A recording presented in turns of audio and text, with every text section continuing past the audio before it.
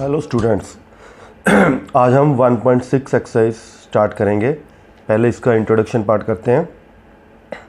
इसमें हमारे पास क्या है, law of exponents for real numbers. Let a greater than 0, b greater than 0, a real number and m and n are integers. तो इसके कुछ लॉ पढ़ेंगे जो हमारे एक्सरसाइज में यूज़ होंगे। तो पहला लॉ है हमारे पास a की पावर m इंटू a की पावर n। अगर बेस सेम हो, ठीक है, तो पावर्स क्या हो जाती है, ऐड। यानी अगर बेस सेम हो तो पावर क्या हो जाती है, ऐड। जैसे हमारे पास 2 की पावर 2 है और 2 की पावर 3 है। देखो बेस सेम है और a और b यानी 2 क्या है, ग्रेटर देन 0 है, और m और n क्या है, इंटीजर्स है। तो यहाँ हमारे पास बेस सेम है तो पावर ऐड हो जाएंगी। 2 + 3 क्या आ जाएगा, 5। ठीक है, तो ये आ गया 2 की पावर 5। बेस सेम हो तो पावर्स क्या हो जाती हैं, ऐड। लेकिन जो बेस है वो रियल नंबर होना चाहिए, ग्रेटर देन 0। क्लियर है। ऐसे ही जैसे हमारे पास 3 की पावर 5 और 3 की पावर -5 है। अब देखो बेस तो रियल है, इंटीजर नेगेटिव भी हो सकता है, पॉजिटिव भी, तो ये भी दोनों ऐड हो जाएंगे। 3 की पावर 5 -5 तो 3 की पावर 0। अगर किसी भी रियल नंबर की पावर 0 हो तो वो क्या किसके इक्वल होता है, 1। तो ये भी याद रखना है, a की पावर 0 किसके इक्वल होता है, 1 के। क्लियर है। अब चलते हैं सेकंड लॉ पर। एक्सपोनेंट का मीनिंग होता है पावर, यानी किसी की भी पावर, यानी x की पावर 2y, इसे क्या बोलते हैं हम, एक्सपोनेंट्स। इसी तरह हमारा सेकंड लॉ है a की पावर m बाय और उसकी पावर n, ये किसके इक्वल होता है, पावर दोनों मल्टीप्लाई हो जाती है। जैसे हम एग्जांपल लेते हैं 5 की पावर 2 होल पावर 3, तो ये क्या आ जाएगा, 5 की पावर 6 हो जाएगा। 3 × 2 क्या हो जाएगा, 6। अगर पावर की होल पावर हो तो पावर्स क्या हो जाती है, मल्टीप्लाई हो जाती है। ऐसे ही थर्ड है हमारे पास a की power m divide by a की पावर n।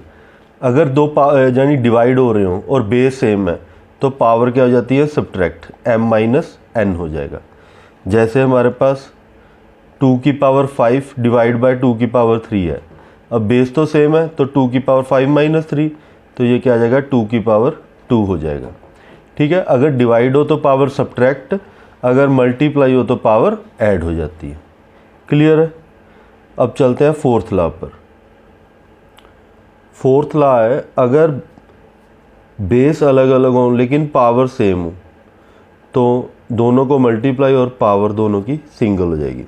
जैसे 2 की पावर 3 इंटू 3 की पावर 3, तो 2 की पावर 3 है, 3 की पावर 3 है, तो दोनों को मल्टीप्लाई कर दो 3 × 2, तो ये क्या आ जाएगा, 6 की पावर 3। ठीक है, 2 की पावर 3 और 3 की पावर 3 किसके इक्वल होगा, 6 की पावर 3 के। अब हमारे पास लास्ट लॉ है फिफ्थ। अगर a की पावर m/n है तो इसे हम क्या लिख सकते हैं, a की पावर m × 1/n।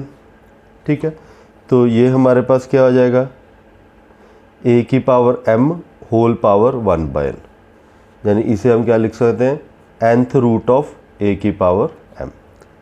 ठीक है, तो ये कुछ प्रॉपर्टीज़ हैं, कुछ लॉ है एक्सपोनेंट्स के जो हमारे एक्सरसाइज में यूज़ होंगे।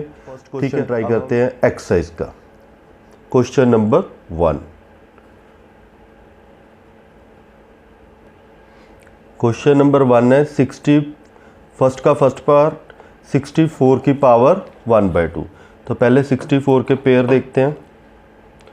2 के टेबल पे 32, 16, 8,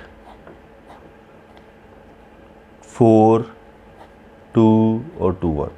तो अब कितने 2 हैं, 1 2 3 4 5 6। तो इसे हम क्या लिख सकते हैं, 64 को 2 की पावर 6 होल पावर 1/2। अब ये दोनों मल्टीप्लाई हो जाएंगी पावर्स, तो 2 की पावर 6 × 1/2 ये कैंसल। तो हमारे पास क्या बचा, 2 की पावर 3। 2 की पावर 3 कितना होता है, 2 × 2 × 2। तो इसका आंसर हमारे पास क्या आ गया है, 8। क्लियर है क्वेश्चन। 2 की पावर 3 कितना होता है, 8। अब चलते हैं इसके सेकंड पार्ट पर। तो सेकंड पार्ट हमारे पास दिया हुआ है 32 की पावर 1/5। अब 32 की पावर 1/5 है, तो इसके पेयर बनाते हैं। तो 2 की पावर 2 के साथ डिवाइड किया 16, 2 के साथ डिवाइड किया 8, 2 के साथ डिवाइड किया 4, 2 के साथ डिवाइड किया 2 और 2 के साथ डिवाइड किया 1। अब कितने 2 हैं? 1 2 3 4 5। तो 32 को लिख सकते हैं 2 की पावर 5 होल पावर 1/5। तो 5 के साथ 5 कैंसिल, तो हमारे पास आंसर क्या आ गया? 2। तो ये हमारा आंसर फर्स्ट का सेकंड पार्ट। तो लास्ट पार्ट करते हैं फर्स्ट का, थर्ड पार्ट। 125 की पावर 1/3। अब 125 है, तो इसके पेयर क्या बनेंगे? 5 पे गया 25, फिर 5 पे गया 5, 5 पे 5। तो इसे हम क्या लिखेंगे? 5 की पावर 3 होल पावर 1/3। ये 3 के साथ 3 कैंसिल, तो इसका आंसर क्या आ गया हमारे पास? 5। तो ये हमारा एक्सरसाइज का फर्स्ट क्वेश्चन कंप्लीट होता है।